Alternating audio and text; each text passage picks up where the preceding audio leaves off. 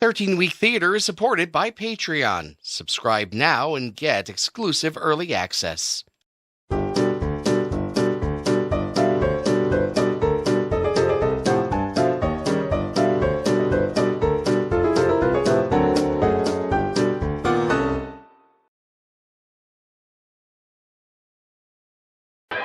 Emergency. Batman speaking. Warning all of you to brace yourselves for big news. The biggest. Tell them, Robin. Holy superlatives, Batman. It's really exciting.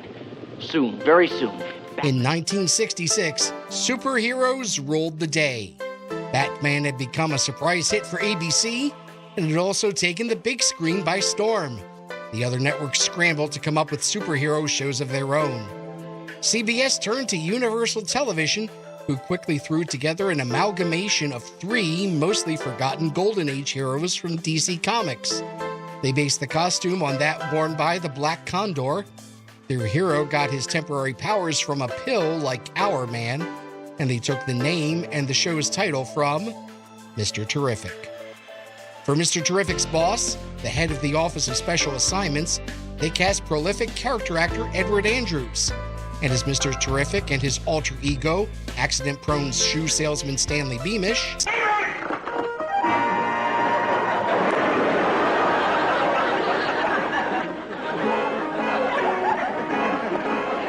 they cast Alan Young.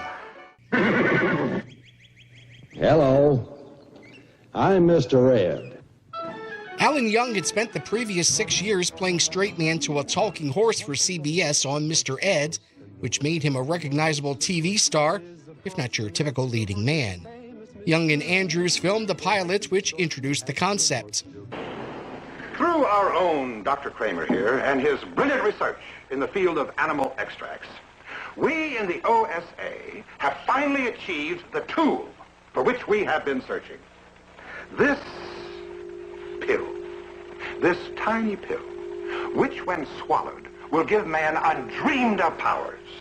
The strength of 40 elephants. 45 elephants. 45 elephants. Big elephants. Quite big. The visual capabilities to penetrate solid matter. The ability to fly through the air like a jet. The problem was, it had been determined that only one person in the United States had the correct genetic code to allow the pill to work. In the middle of what you give me that.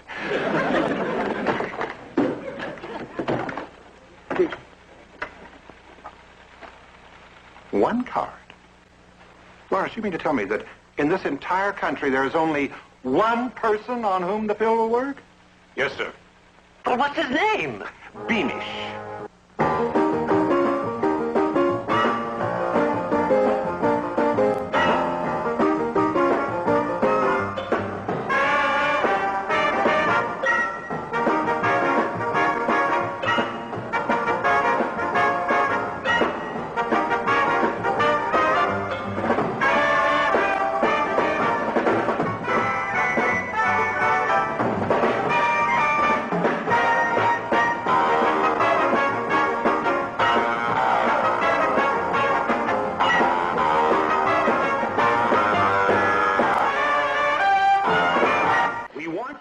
The OSA talks Beamish into trying the pill. Are you kidding? That's not a pill. That's a booby trap. I'm not going to take that. Don't worry. It's safe. Just swallow it. I can't take a pill without water. I can't swallow it. Can I have a glass of water, please? Tony, get him some water. 200 million people to choose from, and we had to get him.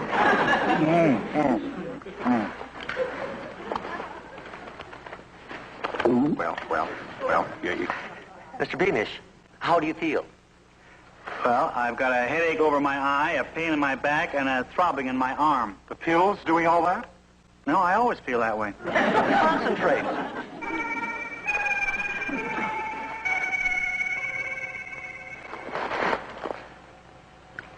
You know, it's very hard to concentrate with all that noise going on. Noise? What noise? Will you stop that tramping up and down?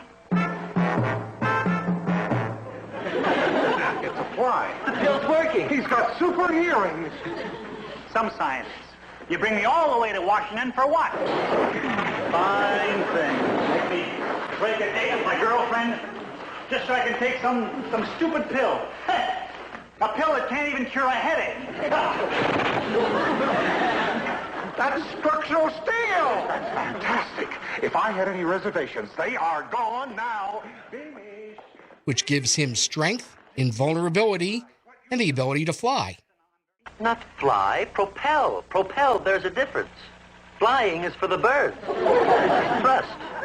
Muscular thrust.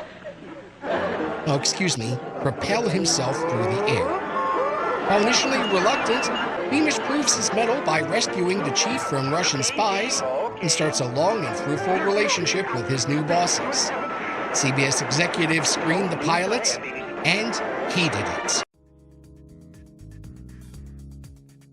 First, they felt that the show was too subtle. Where Batman had made a splash with its camp sensibility, the Mr. Terrific pilot was a typical 1960s sitcom with slightly low-key humor and stock gags. Executives also hated Alan Young. For one thing, since Mr. Terrific was supposed to be your typical everyday man, they thought that Young was too handsome for the role. He was also a victim of his own success. CBS was afraid that after 6 seasons on Mr. Ed, audiences would still think of him as Wilbur Post, not Stanley Beamish. Still needing their superhero show, which they'd scheduled to debut in January, executives gave marching orders to Universal, which reimagined the show from the ground up. To replace Young, producers cast newcomer Stephen Strimpell.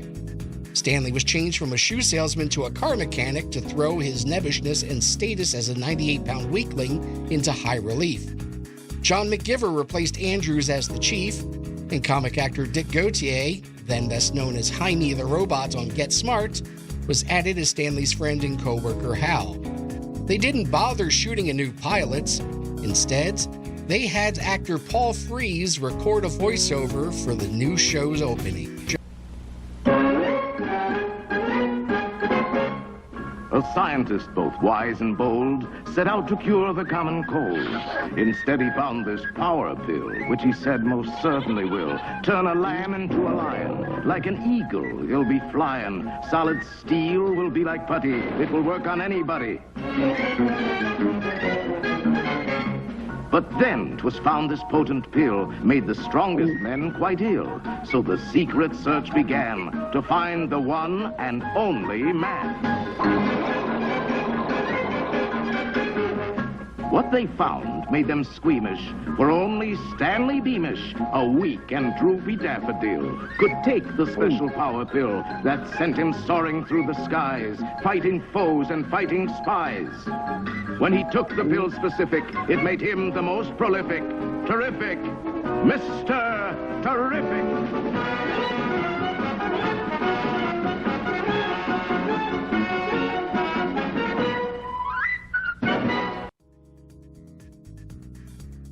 Finally, the subtle jokes from the young pilots were discarded and replaced with slapstick and cheap gags. The new silliness of the show is probably best exemplified by how the new version of Stanley would fly. Not fly, propel. Propel, there's a difference. No, this version actually did fly like a bird. He had to flap his arms to power his flight suit. Mr. Terrific debuted on January 9th, 1967, oddly enough, the same night as NBC's superhero sitcom, but that's another story. It was sandwiched between two of the hottest shows on television, after Gilligan's Island and before The Lucy Show. And it still flopped. Ratings started low and just kept dropping. Audiences couldn't stand the show. They found it silly, bordering on stupid. Strimpell didn't have the charisma or really the talent to carry a show. The plots were ridiculous, even by 1967 superhero standards. And the gags were some of the worst ever written for the small screen. CBS canceled the show on May 8th after 17 episodes. They had purchased an 18th, but didn't even bother to air it. Instead of making Strimpell famous, his first big Hollywood role all but ended his career. He never starred on television again and only appeared in a handful of films before his death in 2006. By comparison, Alan Young may not have been seen much afterward, but boy was he heard. In 1974, the Walt Disney Company hired Alan Young as the new voice of Scrooge McDuck, a role that he voiced in films, video games, and the TV show DuckTales until his death in 2016. He also proved a very prolific voice actor for other cartoons. The failure of superhero sitcoms on both NBC and ABC were just a harbinger of the bloodbath that was to come. ABC's semi-spinoff from Batman, The Green Hornet, also flopped, and plans were shelved for another show based extremely loosely around another DC superhero. Wonder Woman, who knows she has the strength of Hercules, who knows she has the wisdom of Athena, who knows she has the speed of Mercury, and who thinks she has the beauty of Aphrodite. Even the Caped Crusader had been toppled from the #1 position, and Batman itself was only barely renewed for a third and final season. TV's superhero boom of the 1960s was brief, and television never saw anything like it again, which is not a bad thing.